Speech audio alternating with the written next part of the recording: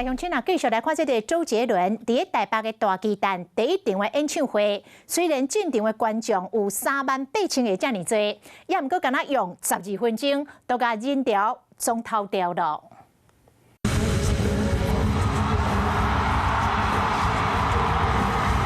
亲像是穿金色的铁甲同款，天王周杰伦出场真有气势，歌迷是欢喜甲叽叽叫。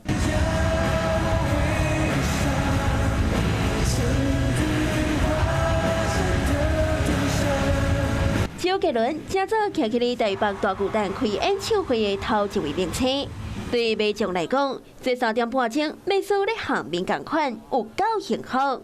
虽然讲线电话、情绪也是痛甲袂动机，很感动啊，还在不可置信当中就结束了，意犹未尽，很激动。这是妈妈生平第一次的演唱会，然后我觉得在台北这新的大巨蛋，然后杰伦第一次回来大巨蛋，我觉得超开心的。3暝台北的大巨蛋大概有38000外位买众。 是讲，敢若用12分钟小偷10条，比外界按算的速度要搁较紧。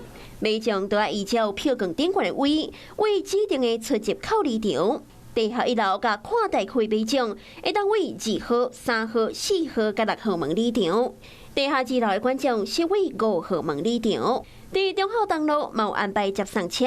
是讲有真侪观众是选择去坐捷运。遵守线下路上的乘车秩序。台北捷运使用人流的指示板引导民众，各计发5台列车。根据统计，大概用35分钟小偷10条。大巨蛋头一场的演唱会结束，民众满意，交通嘛无拍干。 Hello， 我是蒋欣梅。想要抢先掌握最及时的新闻资讯吗？赶快订阅、按赞、开启小铃铛，锁定华视新闻 YouTube 频道。